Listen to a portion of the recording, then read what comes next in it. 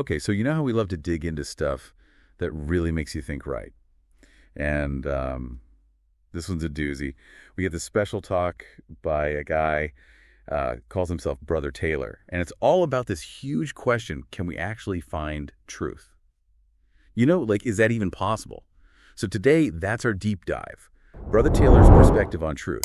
What does he think it is? Where does he think it comes from? And what difference does he think it makes? Yeah, and this talk, it's like a transcript or something of a religious presentation, I think. Yeah. And he really goes for it. You know, he's talking about what truth is, where he thinks it's from, and how it really impacts a person's life. He uses a lot of personal stuff, his own experiences. Definitely. He's not afraid to get personal, tell stories, pull straight from the Bible to make his points.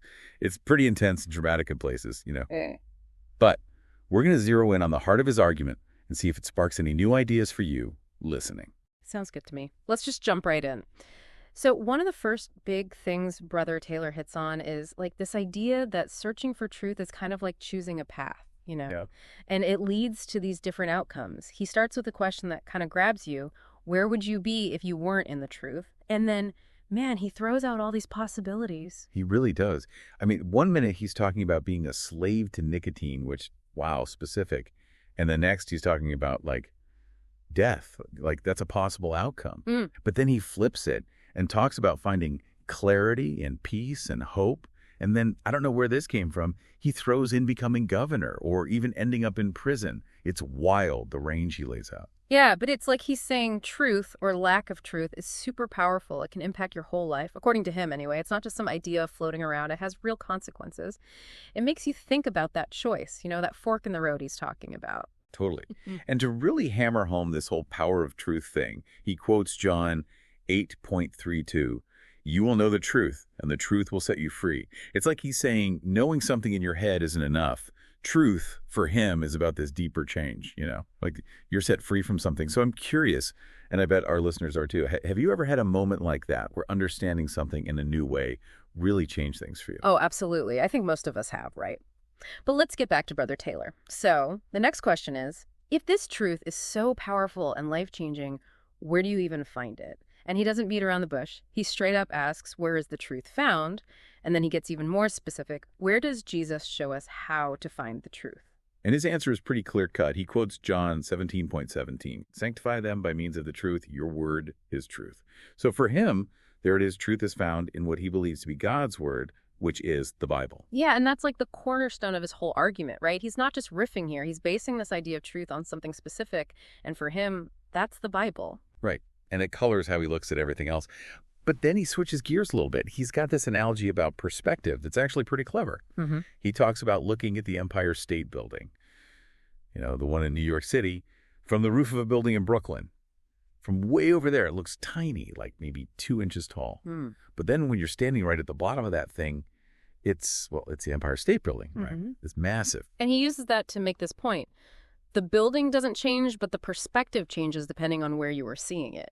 It's so simple, but it's like, oh yeah, where we're standing changes how we see things, even something as like concrete as a giant building. Yeah. And it makes you wonder how much of what we think is truth is really just, you know, our perspective. Exactly. And he ties that right back to our own ideas of truth. He asks, how does your current vantage point influence what you perceive as true? So think about that for a second. Are there things you believe, maybe even things you're super sure about, that you believe just because of where you are in life right now? Because of your background, your experiences? Good question. I mean, that's kind of a mind bender, right? But then he gets into this whole other thing about the nature of truth itself. He just comes out and says, it's not emotional about the truth. Truth is not emotional. Jehovah is not asking for your feelings. Which, wow. Yeah. That's kind of a curveball. Because a lot of times we're like really attached to our beliefs, right? It's emotional. But he's saying, no, truth, at least how he sees it, is outside of all that. It just is, regardless of how we feel. Yep. And then he gives this really practical advice for figuring out what's true. He says, take the car for a test drive, take the Bible for a test drive. Like, don't just take someone's word for it. Get in there and experience it for yourself. I like that. Okay, so then he goes on to talk about science and how it relates to the Bible. It's kind of interesting how he tries to blend those two together. He brings up the whole debate about whether the earth is flat or round, and he quotes Isaiah 40:22, where it talks about God living above the circle of the earth. And then he points out that Like way later in the 1960s when we sent astronauts up into space, boom, they saw the Earth is round, just like that verse said, circle. He's trying to show that science backs up what's in the Bible, at least in this case, finding proof in what we observe in the world, in nature, and saying it matches up with these ancient scriptures. Yeah. He also talks about how Jehovah's Witnesses viewed smoking, how they saw it as harmful because of what the Bible said, even before science really proved it. And then in the 1970s, they came out with a big report about it. So he's using that as an example of, like, the Bible being ahead of the curve, So it makes you think, right? Like, when you're trying to figure out what's true, how do you weigh all the different things you hear? Science, history, your own gut feeling, religious texts, it's a lot to juggle. For sure. And then Brother Taylor gets really personal. He asks this question that, honestly, I think we've all wrestled with at some point. He says, how to prove the Bible to others that they are wrong, but how to prove the Bible to myself.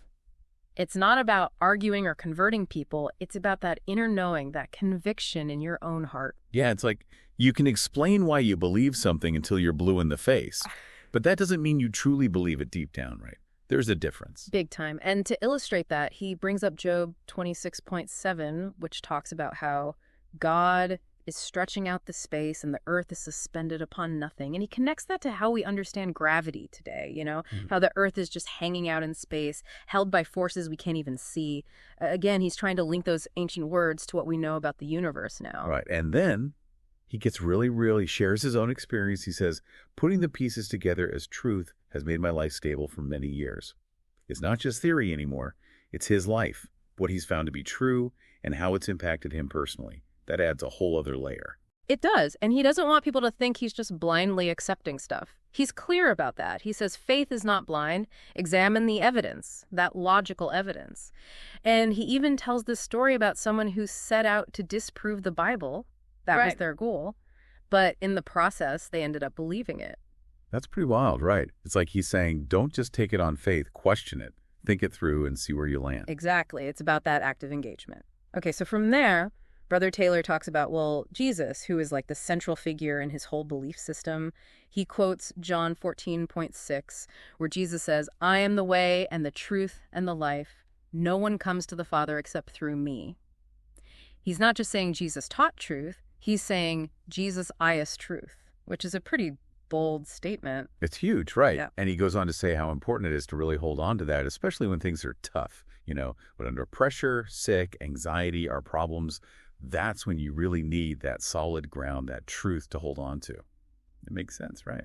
Oh, yeah. When everything's falling apart, it's easy to start questioning everything. But if you got that core belief, that truth, it can be like an anchor. So then he talks about prophecy as another piece of evidence. He brings up Micah 5.2, which predicts that the Messiah would be born in Bethlehem. And then he's like, can you control where you were born? His point is Jesus fulfilling that prophecy proves something, shows that it was divinely inspired, not just made up. Right. And then he touches on these giant questions that I think every human being grapples with. Like, what's the point of all this? Why are we here? What happens after we die? Mm-hmm.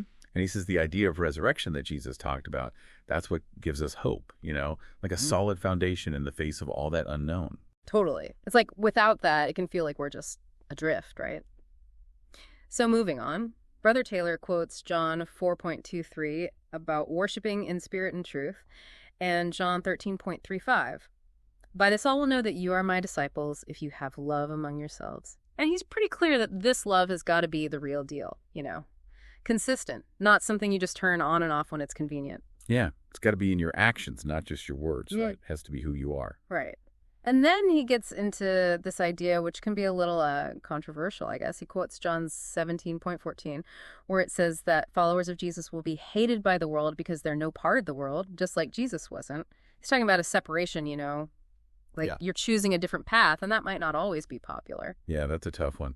And he even brings up what's going on with Jehovah's Witnesses in Russia, how they're being forced to choose between siding with the government or what he calls their heavenly government.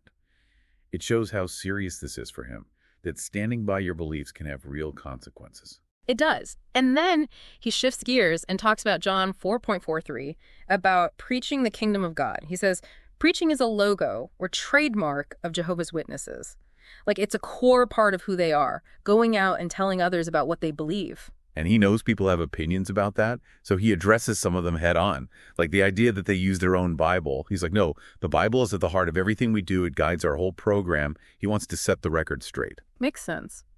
He also talks about how people see the love in their congregations, that it's genuine, that it's proof that they're living out this truth they've found.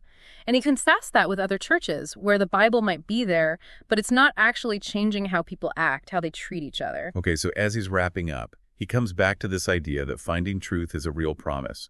And he quotes Proverbs 23:23, "Buy truth and do not sell it." But he explains that buy means more than just spending money. It's about sacrificing, giving up things that don't fit with that truth. Yeah, it's like truth is valuable, but it might cost you something. You got to be willing to make changes. Totally. And his message is super clear. Find the truth, live it, and share it.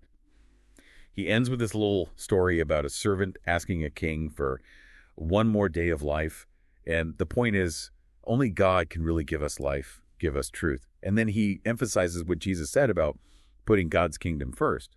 Because life is a gift, you know. And his final line is, give Jehovah a lifetime and he will give you forever. Like, that's the ultimate investment. Wow. So there you have it, folks. We've taken this deep dive into Brother Taylor's world, his ideas about truth he believes is found in God's word, that our perspective shapes how we see it, and that living it out should change everything about how we live. And I think one of the biggest takeaways, whether you agree with everything he said or not, is that it's about that personal journey, examining the evidence, figuring out what you believe and why, and then letting that truth guide you. Absolutely. And on that note, we'll leave you with this. What does it mean to buy truth in your life? What are you willing to sacrifice for it? And what might you gain in this life and beyond? Something to think about.